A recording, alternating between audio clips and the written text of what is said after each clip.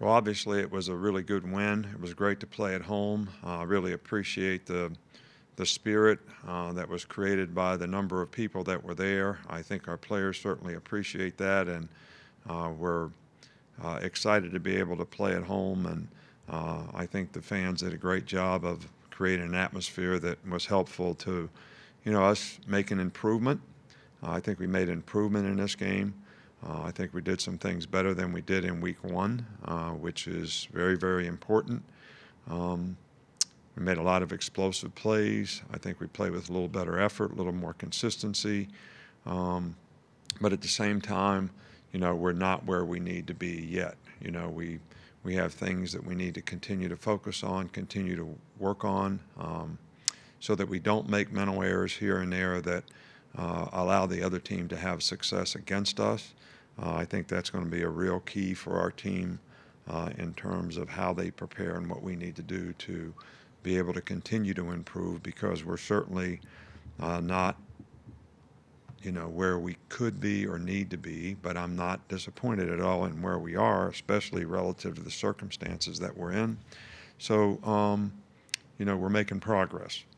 Um, we had some players of the week this week. I think you guys both all got that information, and sort of, Mac and Malachi got some SEC honors this week, which we congratulate them relative to that. But, we're playing a very good Ole Miss team, this week. I think Lane has done a, outstanding job, there. The players are playing hard. They're playing well on special teams, scoring a whole lot of points on offense. They got the high tempo offense that they have some really good skill players on offense. They've got enough returning starters that they have a blend of experience and some guys that are really playing well for them, making a lot of explosive plays. At receiver, they got good runners. The quarterback is really, really a good player, one of the most efficient passers in the country. He's very athletic. He can make plays with his feet, present a lot of problems in terms of how they're playing on offense, which we've always had a tremendous amount of respect for. The job Lane did when he was here, and he's doing a lot of the same things with obviously a lot of growth in how they're doing them and how they're attacking people. So they present a lot of problems for you. Defensively, they've got good players. They're playing hard. I think they've played a lot, and we have to have the proper respect for this team all the way around. They're playing really well in special teams. They've got a really good punter, kicker, so they've got really good specialists. But Ole Miss has been a team that's created lots of problems for us in the past, ruined a couple seasons for us. So we certainly need to have the proper respect for this team, and if we don't, with the number of points that they've scored, 42 and 35 in the first 2 weeks, and one of the top offensive teams in the country, we're going to, we need to have the proper respect for what we're going to have to do to go on the road and play well to have success. Okay, we'll start things off with Michael Casagrande of AL.com. Yeah, Nick, I was just wondering, how would you assess Mac Jones' ability to throw the deep ball so far this season? I think he's done a good job of it. We hit a couple, Saturday, missed one. But I think that's a pretty good batting average. I think ability, when people are, crowding the box and, the safeties are trying to cover the receivers, and you got to be able to, take some shots. And it was certainly something that we were able to take advantage of in the game. And obviously the runners did a good job of getting behind people, and Mac did a good job of delivering the ball for the most part. Okay, we will go to Brett Hudson with Tuscaloosa News. Coach, I'm curious what you think you gained from rotating tight ends as often as y'all have early on, and how that changes what y'all do from a play calling perspective. I don't think it changes a whole lot, but we think we have 3 or 4 guys that can all contribute at tight end. So, we play them situationally, but I don't. We always try to feature, what players can do best. So there's obviously a little bit of that going on, but rather than, tell everybody we play exactly what that is, I don't think I'd like to be in a position to do that right now. But we think all those guys have something that they can contribute, so we try to use their skill to help our offense in the best way they can. We'll go to John Zener with the AP. Yeah, Coach, you look at Ole Miss and they've obviously got a quarterback and a wide receiver in Elijah Moore who put up some big numbers, but kind of around the league, you've got 5 of the 6 top passers in the nation and 6 of the top 10 receivers. Is that kind of a sign of the times, or in your mind, are there just that many playmakers, among the wide receivers and tight ends in this league? Well, I think that there are a lot of playmakers in this league. I do think this is a really good year for quarterbacks. There's a lot of good quarterbacks in our league, and Matt certainly is one of them. I mean, he's played really, really well in the first 2 games, and he hurts people with his feet, extends plays, makes a lot of explosive plays, very accurate with the ball, does a great job of sort of executing their offense, with the RPOs and the reads that he makes. And I know that there's several other very good quarterbacks. We just played one, I think this last week, from Texas A&M.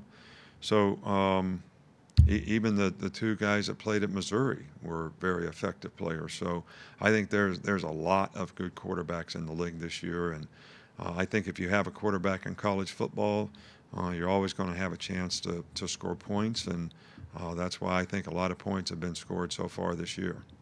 We'll go to Charlie Potter with Bama Online. Hey, Coach, just want to ask you, after watching the film, how would you assess the play of your secondary on Saturday? We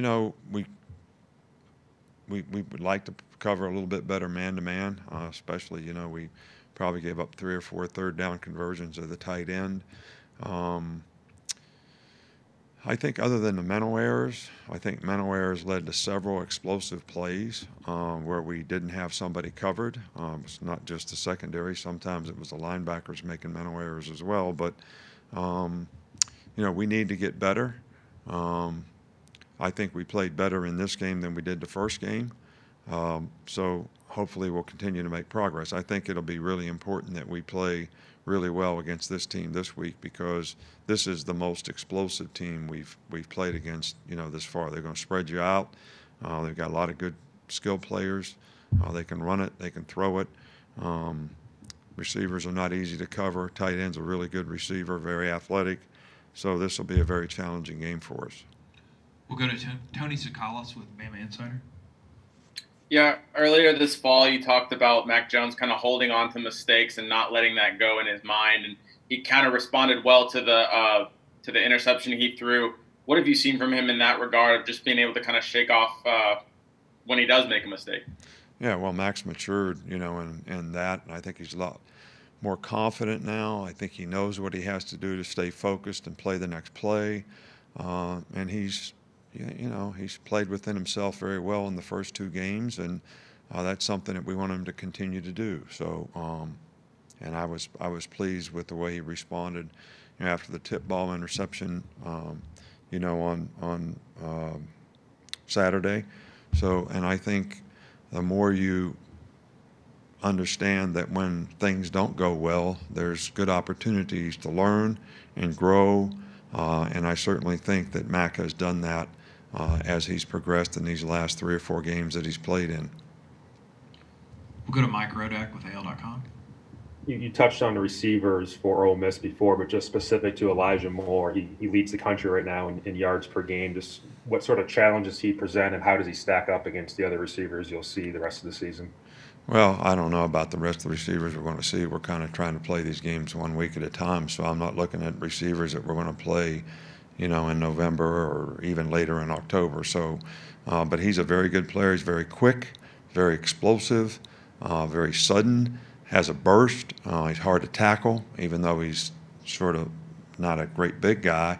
He's very well put together, and he's hard to cover. So, and it's going to be a matchup that we have to pay a lot of attention to in this game. We'll go to James Ogletree.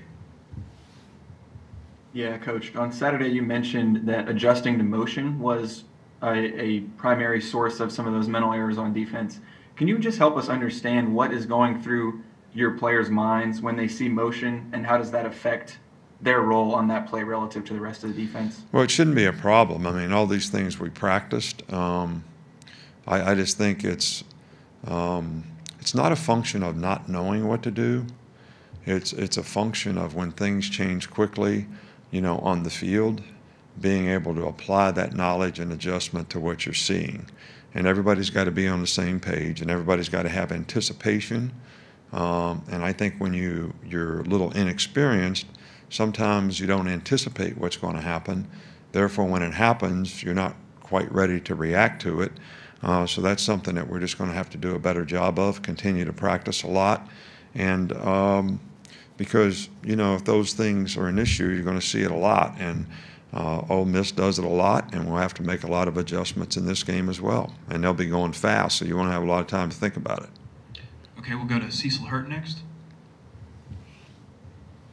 Coach, Christian Barmore was able to get some playing time and to get some pressure on the passer on Saturday. How is his knee progressing and his return to the lineup progressing? He's good. He'll play more and more as we go.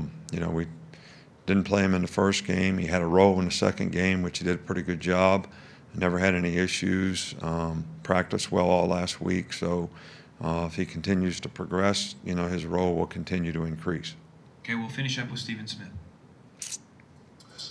Hey, Coach, he's had a couple of injuries in his career, but he was also one of the players of the week. Where have you seen Chris Allen improve the most since he's been here?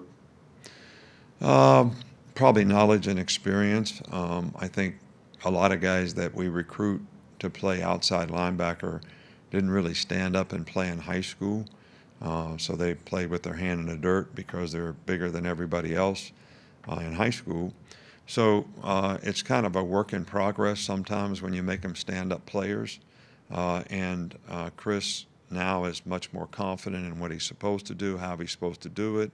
I think he's more confident seeing the game from a little different perspective when you're standing up as an outside linebacker relative to playing defensive end. So he's always played hard. He's very physical. He plays with toughness. He does have some pass rush ability. So to be able to apply those things, now in games with confidence, I think is probably the number one thing that's helped him play well. All right, Coach. Thank you. Thank you. We'll be back with players in a second.